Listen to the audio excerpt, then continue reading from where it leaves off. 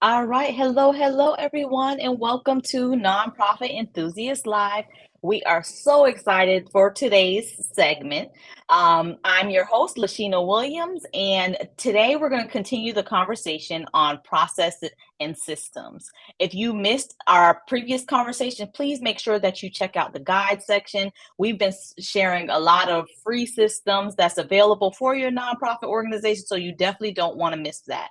In addition, we're going to go ahead and drop our free and no cost resources for nonprofit blog into the chat. So that way you can check that out as we continue the conversation this month on processes and systems.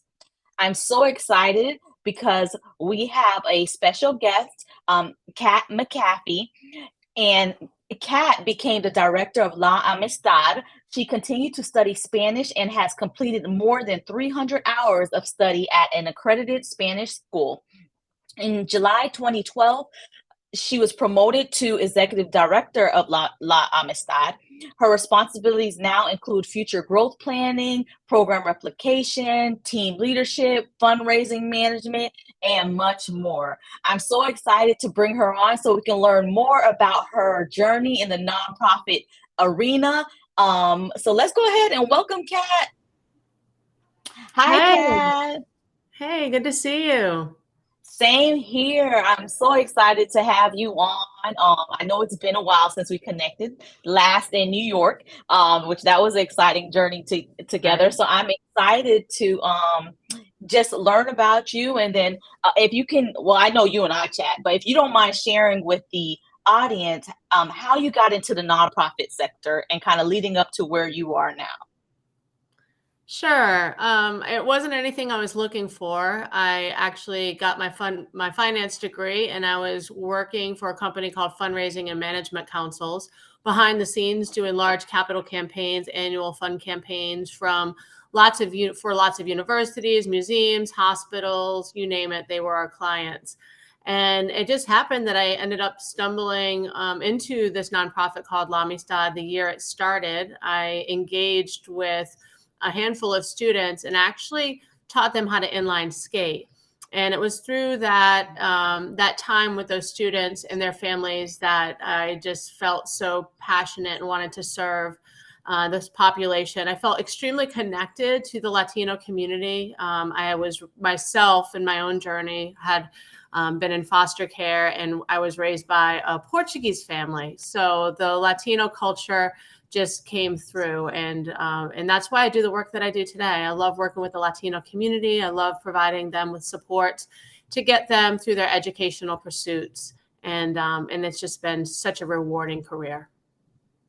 Oh, I love it. And so you started your nonprofit journey in the I know you said financial management and fundraising, which is, Mhm. the place that all nonprofits love, right? So I can't wait to talk about some tips that you have even in that arena as well. Absolutely. Awesome. So this month we've been talking a lot about processes and systems. We've been a heavy emphasis on systems, but then also the importance of having processes in order to make those systems work effectively and scale your nonprofit organization.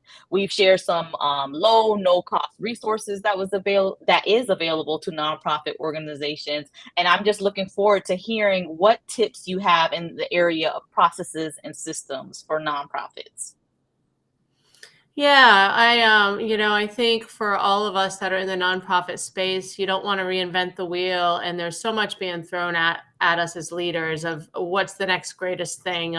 And so just spent a lot of time actually in 2018 and 2019 really looking for some tools to improve all of our systems overall. We started as a small nonprofit where we had, I was the only employee, and then you have two, and then there's four, and then eight, and next thing you know, we're over 50 employees. And as the Wow. organization continued to grow, we really began to recognize the need to figure out how to best manage and run the organization, right? What are the tools Mhm. that we need to have in place? Where do we need to strengthen different pieces of the business that we're running, right? Because nonprofit Mhm. is a business.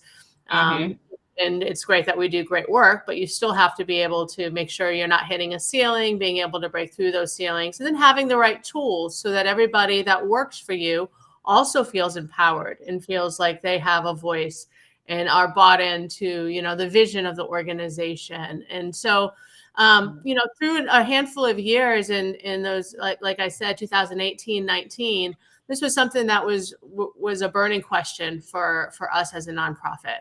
And and so we had really done a good job at utilizing a lot of free resources that are out there, taking a lot of classes at Georgia Center for Nonprofits, developing our logic model, making sure we Mhm. had great data and metrics that we could use to write those great grants, right? And Mhm. have an ROI for those that want to invest in us. We spent time continuing to improve our CRM, so that we had a great, way to contact our donors. And a lot of that happens organically, but we were really looking for something that could kind of take us to the next level, right? What's the best way that we could do that? And so, as I've been on this journey in this nonprofit work, I also, in my spare time, have been a volunteer, and I have been the board chair of a couple of classical schools here in Atlanta. And so through that experience as well, there was a tool called EOS, and it kept getting brought up to me. Mhm. And it was an entrepreneurial operating system that businesses use really all over the world today, that helps them to become strong in 6 different areas and improve your processes, of which then once the result is that you're able to grow far quicker and better than you ever were able to. And this EOS system came to me from so many different places. It came at me from another board member I was sitting on a board with of one of the schools. My Mhm. husband actually ended up taking a job where they utilized the system in the for-profit IT world. Another friend of mine ended up at a company that was using it. Shortly thereafter, we decided to begin to utilize this system at both of the schools that we were running. And I just began to really see the value in having good Mhm. processes and having something that everybody could understand, could buy into. And it wouldn't just help us, it helped us tremendously with our processes, but it helped us with the entire business. It helped us Mhm. go from being a nonprofit that we were sitting at about $850,000 in cash, break through that ceiling. And, we stayed at that level for a number of years. And in 2020, we began to embark on this EOS journey where we were going to buy into the system. We were going to get strong in those 6 key areas, and that we were going to be able to break through the ceilings that we were hitting. And we did, right? We went from now today, we're at about a $2 million budget. So we've essentially Wow. doubled our budget in size. We've strengthened all of our processes.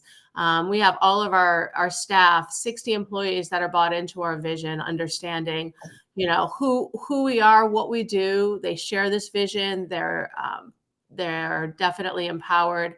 It's allowed folks to understand and buy into what are our core values. How do we, hire, fire, review, reward, and recognize our staff? Mhm. It's helped us to continue to hone in on that data, right? That data piece is Mhm. important, but data is really only as good as what gets measured. What gets measured gets managed. So, Mhm. keeping score, but really having it in places where it's transparent, where folks are seeing that was just really important to us. Strengthening all of our processes, making sure that everybody knows, if you have a reimbursement, who does it, right? Something as basic as that, or even those processes that are a little bit more complicated. And then, of course, having healthy meetings. I think so many Mhm. times you'll be in a nonprofit or even in a for-profit business where your meetings are not productive. Everybody comes Mhm. in, everybody throws up about all the challenges that they have. Nothing is resolved. And then you go back to work and you're like, why did I just waste an hour and a half of my time in that Mhm. thing? And so this system really helped us to really plow through a lot of those barriers that we were facing. It helped us to really hire the right people, right? We all know that our teams are critical in the work that we do, especially when we have big teams, right? So Mhm. getting the right person, understanding that does this person really align with our core values? For La Amistad, we want folks that are passionate, that strive for excellence, that are kind to one another, that work well as a team, right? And will persevere through those challenging times.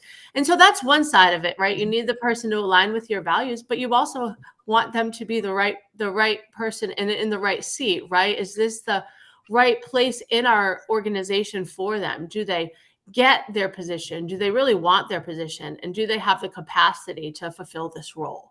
And Mm, so, it really made a lot of these questions extremely transparent. And it gave us a tool of which to be able to um, see what we were doing, rate ourselves, right? When we looked at those 6 areas, we could say, okay, some of these were doing pretty good, but some were not doing that great. And it mm. gave us the best toolbox that we could have had in order to break through those ceilings. We, as a nonprofit, right, we don't want to spend money, but sometimes you have to spend money to make money. But I will share that one of our funders, a local foundation here in Atlanta, gave us the funding to get a facilitator and to really do it right. And the investment is really, it's been paid forward, right? And our ability to make twice as much money to support the community and to be able to further support Atlanta and all the students that need us. So I can be long-winded, as you can see, Lashina, but I'm I happy to love it. wherever you want me to dive into more and kind of go a little deeper. I love it. I'm like in awe over here, and I'm sure there's listeners listening right now. And just hearing the expansion that you all had from 2 employees to over I believe you said 60. You're at about 60 employees now, and then from a $850,000 budget to over around $2 million budget. And I know there's organizations that's just starting out and listening to you and just want to unlock like how like in the sense of from that initial point where you came in and you were the only staff, and then now moving to this the stage that you all are at now. What would you say, going back to when you first started, what would you say was some of those key things that you implemented to make that, like, to lead that growth and happening so um quickly? Yeah, I think for us, having, as you begin to develop a nonprofit, you have to document so much, right? Every position, every role. If somebody is to leave your organization and then somebody new comes in, you have to set them up for success. Nobody wants to start a new job and have no idea what they're doing, or Mhm. for you as the leader to have no idea what you need them to do. So I think that's where it started in those early days, making sure we had good job descriptions, making sure that we had handbooks for the different positions. So when somebody new came in, they had a guide, something that could kind of lead them through. But I think for us, making sure that we were, hiring the right people to start with is also critical. And not and understanding that it's not personal, and if somebody doesn't align with your values, that's fine, but I wouldn't hire them, right? You've got to Mhm. make sure that you bring in the folks that really get what you're doing and are going to fit in with the culture within the workplace. Culture is so much. And Mhm. allowing everybody to have a wonderful work experience, and then being able to persevere day in and day out when it gets hard. And I also think for us, our work and the way that we support the community, it's truly life changing. And so when you're doing meaningful work like that and you can tell Mhm. the story well, it makes everything else easier when it comes to fundraising, when it comes to, that's the biggest piece as new leaders. It's your ability to ask others for help and ask for money and not apologize for it. That is what we have to do as leaders. And so I think for us, and especially myself, having a fundraising background in those early years when it's the one man show or you've only got a couple of folks, that our ability to just move forward lean into the community, and then for the community to see the difference our programs made it a natural place that folks wanted to give, which has also helped us tremendously. And of course, folks want to give to things that can be measured, right? So Mm-hmm. having being able to show folks, what is my return on my investment? How does the $10 that I give you going to make a difference in, Miguel's life? And being able to show folks that and paint that picture is instrumental. I love that. So, that let's say that first or 2 years, what hats were you wearing? In the sense of, were you the person creating those job descriptions? Were you the person creating those handbooks? Were you the person out fundraising and having to meet it? Or did you do like have volunteers, contractors? Like, what did that makeup look like? Well, we didn't have any money, so I couldn't hire anybody, right? That was just the reality of it. So a Right. lot of it was just rolling up your sleeves and getting it done.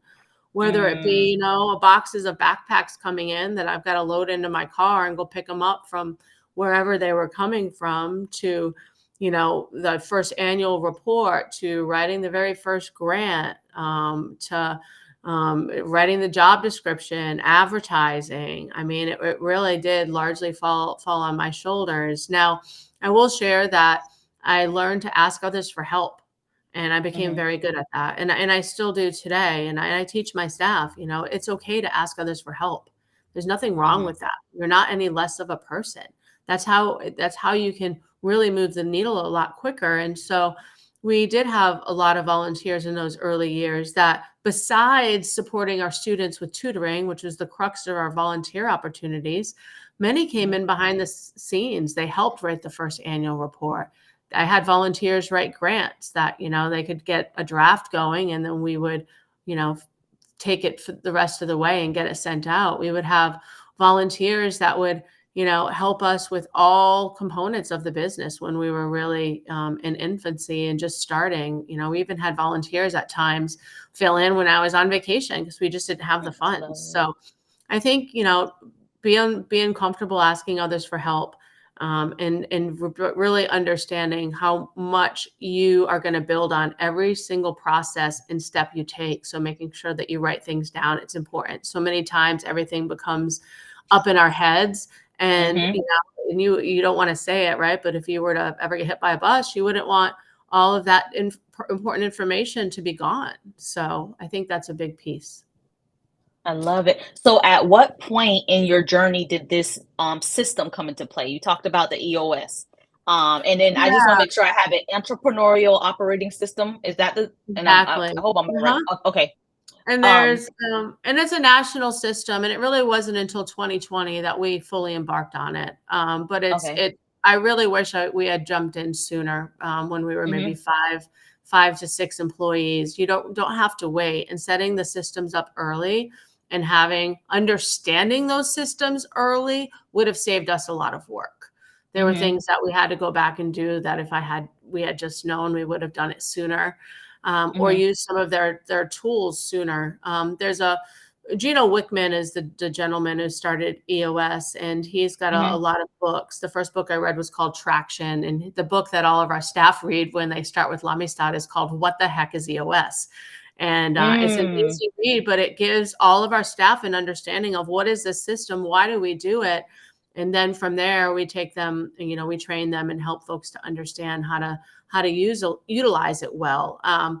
If somebody does a Google search, it's going to scare them because the pricing is expensive. But there Hmm. are, and I do work with several nonprofit facilitators that are extremely reasonable, that want to bring this into the nonprofit sector, that understand what a tool it is for nonprofits as well, and do it at a much more reasonable rate. So if anybody after this wants to reach out to me, I'm happy to share more or just give them another infusion on the side. Hmm. I want to help folks that are, coming into this, just like folks helped me when we were just starting out. I think it's really important to pay it forward. So, Hmm. and don't want folks to reinvent the wheel and lose those years that we lost trying to find some kind of a system that would Hmm. really help us to catapult ourselves into 2023 and beyond. Wow, I love it. I love this entire conversation. And so I often talk about, and I know in the business realm, you always hear people, processes, and systems. And in the nonprofits, it's almost like we feel sometimes it doesn't apply to us. And that's the constant conversation of no, we need to invest in our people, our processes, and systems in order to scale our nonprofit. And even you and I didn't even talk about that. And then here it is, you elaborated on, we're talking, our theme is processes and systems, but then you also talked about having the right people in the right seat in order for, because those processes and systems are going to sit right there if you don't have the right people in the right seat. So I love that you talked about that, and some tips, with doing that. Yeah, and there's six. The EOS teaches us there's six pieces of the business you have to be strong in for the business to be strong, and only one of them is process. And then your second is data. Then you've Mm-hmm. also got the vision. Everybody's got to be bought into your vision. You've got to have the right people, like we talked about, right? Mm-hmm. Those people. And then you have to make sure that you've got traction with your meetings, with your goals that you're outlining for the entire Mm-hmm. organization, that everybody is working away at those big items, right? Working on the business and not stuck in the business. And then the last is being able to solve issues. If you can't solve an issue and it keeps festering and you keep sticking a band-aid on it and you never figure out why it keeps bleeding, you're never going to be able to move past that. So, what we've learned is getting strong in those six areas has really helped us. And having the system, which we have Mm-hmm. now, has also helped. And then how long would you say, because with anything, any project or new thing, it takes a while to get the planning, the implementation, and all of that Yeah. off the ground. How long would you say it took your organization to, I guess, get to a good point with the EOS where, okay, yeah, this is running. We might, our tweaks are minor at this point. And how long would you say that took? Well, when we started, I would say our organizational assessment, which is a tool that EOS utilizes, we took the very first one and our organization failed, right? We were not Mm, healthy. We did not have mhm, everything that we needed for that first checkup. And then by the time we were hitting at about an 80, it was about a year in. And we're still getting stronger, right? You just keep mhm, getting stronger. And it can take a variety, depending on the size of the organization implementing, it can go faster or take more time. We were already 40 people deep. So when you're that big implementing something new, there's a lot more folks that you have to bring along, right? A lot more training that has to mhm, happen. If you're implementing and you've only got 5 people, you could probably do it a lot quicker. And slowly be able to, build it out as you go. mhm. So, I think it really depends. We gave ourselves 2 years to fully implement and integrate into it. And truly after a year could see the fruits of our labor. Love it. Oh, that's awesome. I am going to be looking into the system, and it's my first time hearing about it. So I'm so excited that you've shared that with us, and I'm sure I'm gonna be knocking on your door for Please, future conversations to dive a little deeper into the system, and just everything as a whole. Like, I would love to learn more about your fundraising journey for starting, because what I'm intrigued by is you had a background in fundraising. You came to an organization and was the only employee, and you took some tools, I'm assuming, and brought mhm. and learned some along the way to be able to grow the organization. And I would love to dive into, what that looked like a little deeper. So yeah. Absolutely. I think, for fundraising, the easiest and earliest things that we did was just make sure we had a strong annual fund, right? That year end Mhm, giving at the end of the calendar year, having that teed up both via mail as well as online, having the right cadence of letters going out. But, that's one piece of it. But where fundraising really happens, it's in those conversations. You can send out all of the mailers and emailers you want, but if you don't pick up the phone and talk to your folks and thank mm, them for supporting you and ask them when you need things, and I think that's where folks sometimes fall short. It's important to make sure that you thank folks. It's important to steward your donors, but it's also important to be comfortable asking for help when you need it. And sometimes I think that's where folks are hesitant. But that's a place where, in my fundraising career, we would have a mass calling station down in Tallahassee that I would oversee, where we'd have, 20, 25 callers calling 50,000 candidates from the University of Georgia. And that's how we were able to raise the money. The letters raised very Wow. little. Where the money is raised is in those phone calls. And when you're running a call station, these people that are calling don't know these folks at all, and they're able Mhm. to raise hundreds of thousands of dollars. Right? We would do, $5 million for Fernbank, or wherever it might be, hospitals that want to raise $150 million, and Mhm. it's through those conversations that the funding's raised. And so when you think about that, and you think about how much more impactful that call can be if you actually know the person on the other side of the phone. And then I think the other thing that a lot of folks don't necessarily do is to do their homework on the folks that they're fundraising Mm. from, right? Prospect research. It's extremely important. Most fundraisers are going to leave a lot of money on the table. You ask somebody for Mhm. 5,000 when they could give you 50,000. Wow. Yeah. You leave a Yep. lot of money out there, and if you don't do your research, you don't know. You think, "Oh, wow, I just got $5,000 from that person." Mhm. Well, that's great, Mhm. but they're laughing at you because they coulda given you 50. You just didn't know to ask for that amount. So, I Yep. think that's another piece that, folks at times are a little bit more hesitant about, but my fundraising background, I was very comfortable making lots of calls and managing that, so that part was a little bit easier for me. So what would you say some of that prospect research looks like? So for the organization that's listening, they're at that beginning stage where you were with the one person wearing the multiple hats, running the program, doing different things. And like let's say they're having a back to school bash coming up, they're going to their local store asking for $1,000 to kind of make it happen and keep these different things. Where would you say the prospect research, um some tips, I guess, around that for that person, right? So I think that scenario is good because oftentimes organizations are seeking funds for the next program, for the next event, and not necessarily planning it out ahead of time. So what's some tips you have in that area? I mean, prospect research takes time. There's not Mhm. there's software that does it, but some of that's data is only as good as the software. But it's really being able to dig on those folks that are supporting you and understanding, how many homes do they have, how many cars do they have, what are they making, how many times have you pulled a public 990 and looked at somebody's salary. I had a call with a CEO a few weeks ago. First thing I did was pull and understand what was he making a year? That's all public information. The Mhm. guy was making $1 million a year, $1 million a year. So you have to begin to understand, okay, great. Where are his homes?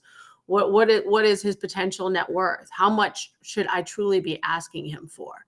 Right? Mhm. I mean, $20,000 is nothing to somebody like that when they're making Mhm. that much money. So really beginning to get all of that information there. I find that prospect research by folks that actually prospect research, where they'll do it manually, is a lot better than the stuff that you'll find through like donor search. Mm. But donor search can give you a lot of info. And Mhm.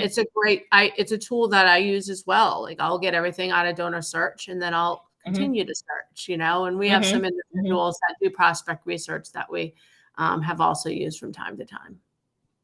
Love it. Awesome. Well, Kat, thank you. I could talk to you all day. Like we'll be here.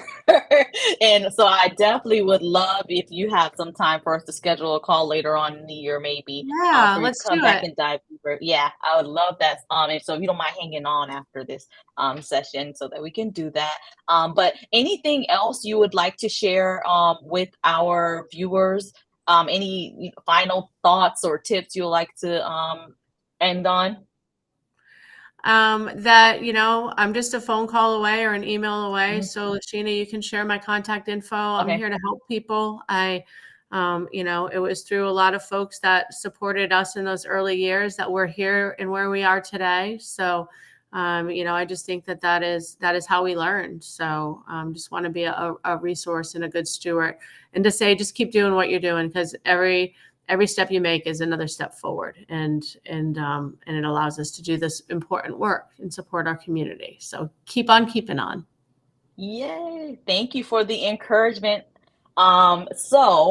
We're gonna go ahead and close out. I will definitely make sure that we share your contact information in the chat box so you all will see that. And then, of course, we'll talk about bringing you back on so that we can continue the conversation. I'm thinking for one of our fundraising months to kind of dive deeper into the conversation there. Thank you once again, Kat, for joining us. And I just want to say a thanks to everyone for tuning in and joining us today. And before we close out, I know we have a giveaway announcement to make, but we will be making that in a separate video later on. So stay tuned to the page, and we'll be announcing our giveaway winner for this month's giveaway. All right. So thank you, everyone. We will see you next week. Bye. And thank you once again, Kat. Thank you. Bye-bye. Bye.